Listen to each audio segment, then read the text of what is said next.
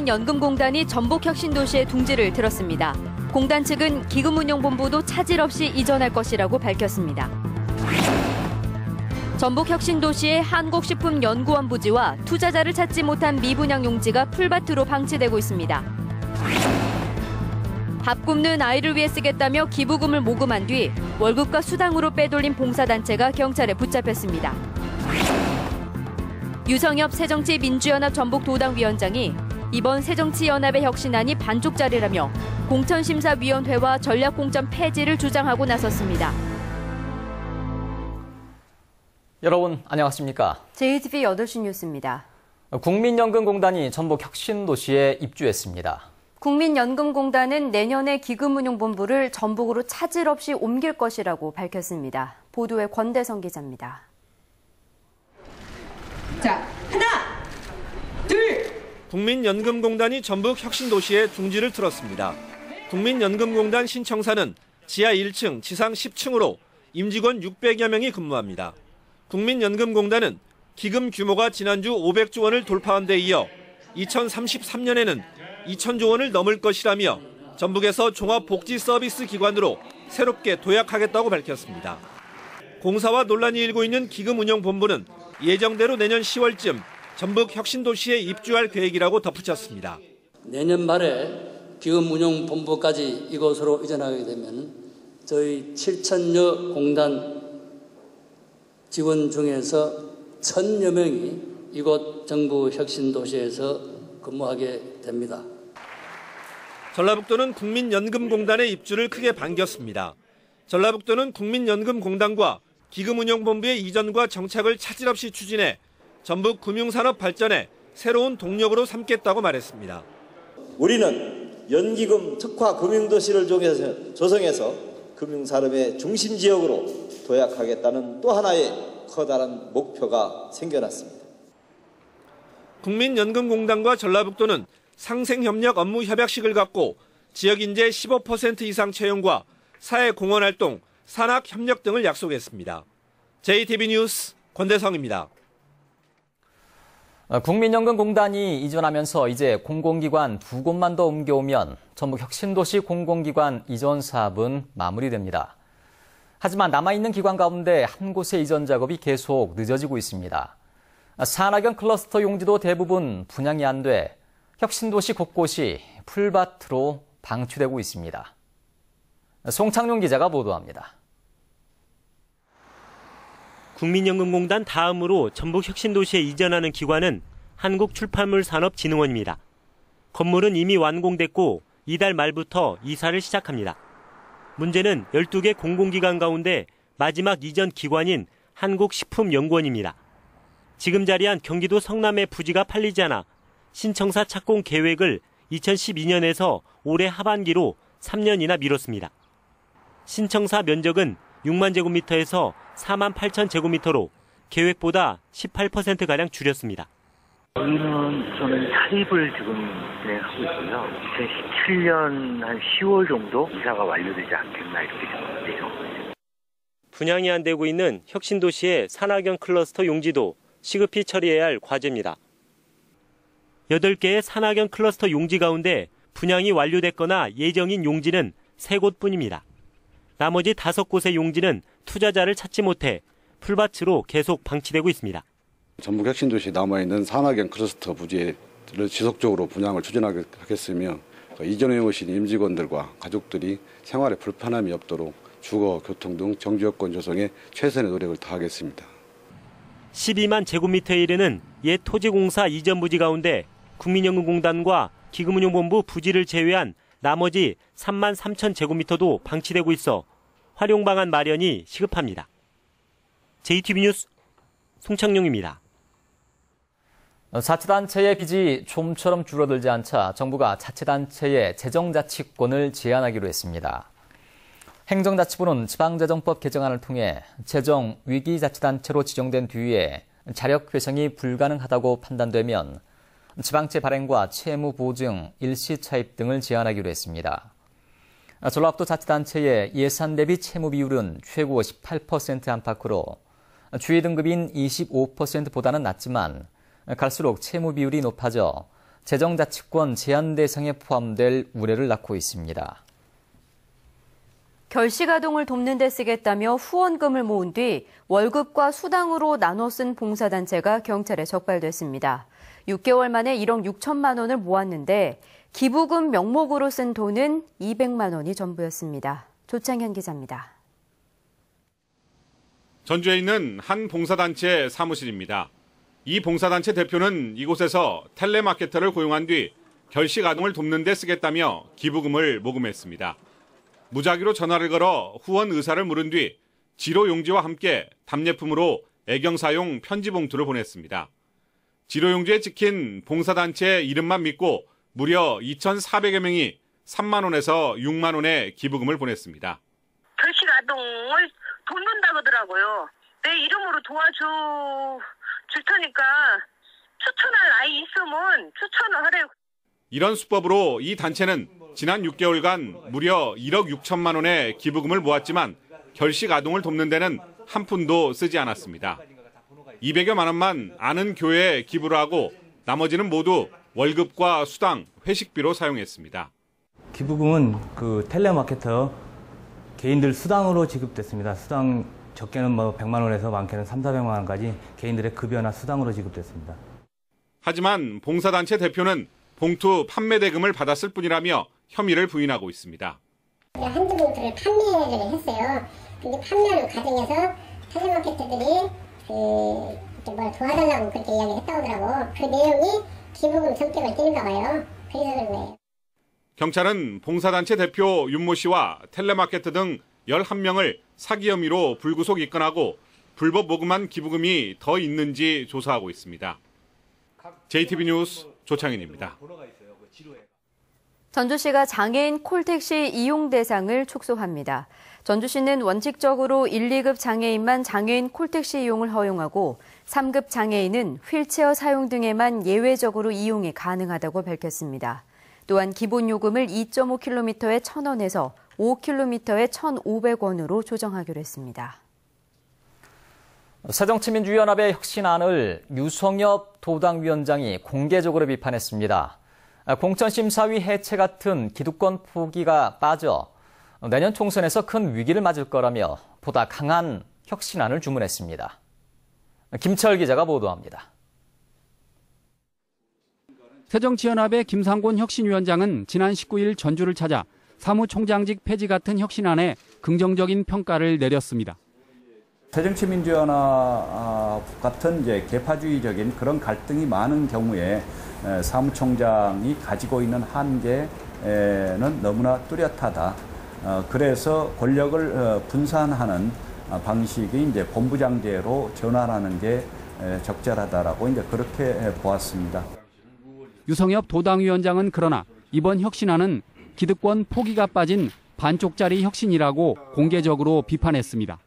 당대표가 기득권을 포기하려면 공천심사위원회를 해체하고 전략공천을 폐지하라는 겁니다. 후보가 난립되면 관리하기가 어렵다라는 그런 것 때문에 2, 3배수 압축을 통해서 자기 사람 챙기고 자기가 좀 싫은 사람 배제시키고 뭐 이래 왔잖아요. 공심이라는 데가. 유 위원장은 어설픈 혁신으로는 새정치연합이 내년 총선에서 큰 위기를 맞을 것이라고 주장했습니다. 지도부 입맛에 맞는 사람을 내가지고는 상당히 내년 총선 쉽지 않다고 봐요. 유 위원장은 또 중앙당이 시장군수와 지방의원의 공천권을 도당에게 넘긴다고 발표했는데 공천권은 물론 공천 방식까지 포기하라고 촉구했습니다. 새정치민주연합 중앙당은 오는 9월 추가 혁신안을 발표합니다. 추가 혁신안에 지역의 다양한 요구가 반영되지 않으면 당내 분란이 커질 것으로 보입니다. JTB 뉴스 김철우입니다. 공공기관에서 비슷한 일을 하는 무기계약 근로자의 급여 차이가 2배가량인 것으로 조사됐습니다. 전북도의회 양성빈 의원은 사무보조 10년차를 기준으로 서울시 근로자는 3천만 원을 받지만 전북도청 소속은 2,600만 원, 고창군 근로자는 1,800만 원을 받는다고 밝혔습니다. 양성빈 의원은 이들이 비슷한 일을 하지만 급여차가 2배로 큰 차별을 받고 있다며 전라북도와 14개 시군은 지난 2013년에 고용노동부가 만든 무기계약 근로자 급여 표준안을 지키라고 촉구했습니다. 지난달 22일 군산 OCI 공장에서 실내인 가스가 노출됐지만 초동 조치가 미흡하고 보고가 부실했던 것으로 드러났습니다. 전북도의회 박재만 의원은 당일 오후 4시 10분쯤 119로 첫 신고가 접수됐지만 군산시가 재난상황실에 첫 보고를 한 건 이보다 33분이 늦었고 가스 노출량을 소량으로 보고해 초기 대응이 허술했다고 밝혔습니다. 지난 2006년 이후 전북에선 모두 28건의 화학사고가 발생해 부실한 초기 대응이 큰 화를 불러올 수 있다는 우려가 커지고 있습니다. 전라북도 교통카드의 잔액이 7억 원을 넘는 것으로 추산되지만 이 돈이 제대로 활용되지 않고 있습니다. 전북도의회 정호윤 의원은 전라북도가 지난 2002년부터 대중교통카드를 도입했지만 교통카드 잔액을 돌려받는 시스템이 없어 7억 원의 잔액이 활용되지 않고 있다며 대책 마련을 촉구했습니다. 반면 서울시는 공익재단을 만들어 교통카드 잔액을 지역사회에 환원하는 것으로 조사됐습니다.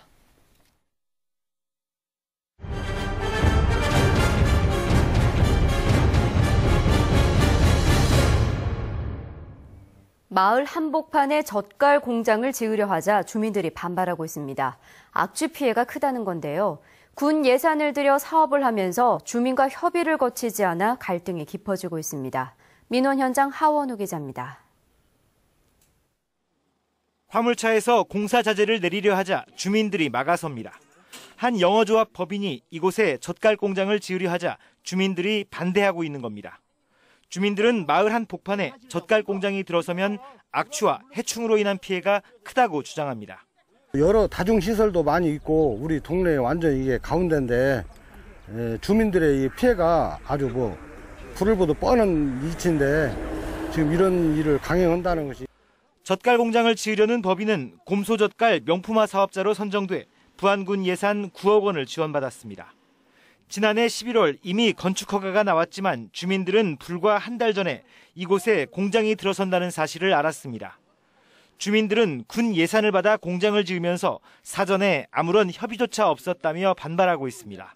악취 풍기는 이런 공장을 세우면서도 주민들한테 한번 그 상의적인 얘기도 없이 지금 공사를 지금 강행을 해서 주민들이 여기에 지금 화가 나서. 법인 측은 그러나 모든 작업이 실내에서 이루어지고 악취 저감 시설도 설치할 예정이라며 피해는 크지 않을 것이라고 주장했습니다.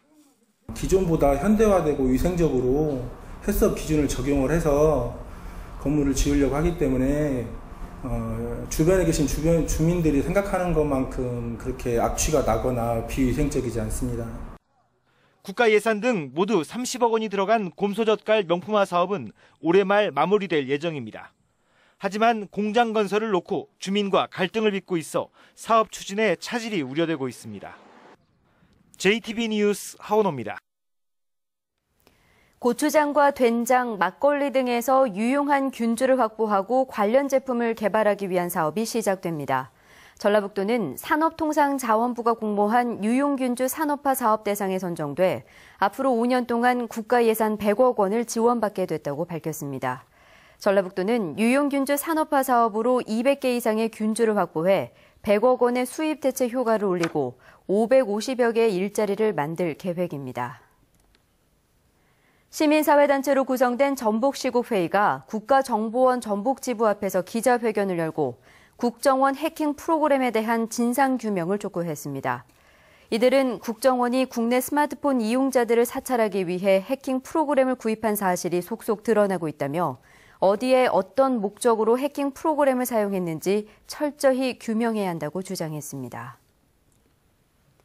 전북지방변호사회가 대법원이 추진 중인 상고법원 설치를 찬성한다고 밝혔습니다.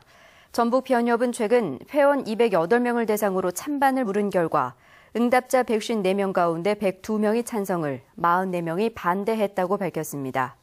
전북변협은 대법관 1인당 사건 수가 한 해 3,000건으로 너무 많아 국민들이 재판받을 권리를 침해받고 있다며 상고법원 설치가 필요하다고 주장했습니다. 전주시가 오래되고 낡아 안전사고가 우려되는 동산육교를 보수합니다. 전주시는 전주에서 익산과 삼례로 이어지는 동산유교의 아스팔트 포장을 걷어내고 새로 포장하는 공사를 다음 달 25일까지 진행합니다. 전주시는 공사 기간에 왕복 4개 차로 가운데 1개 차로를 유동적으로 통제한다고 밝혔습니다.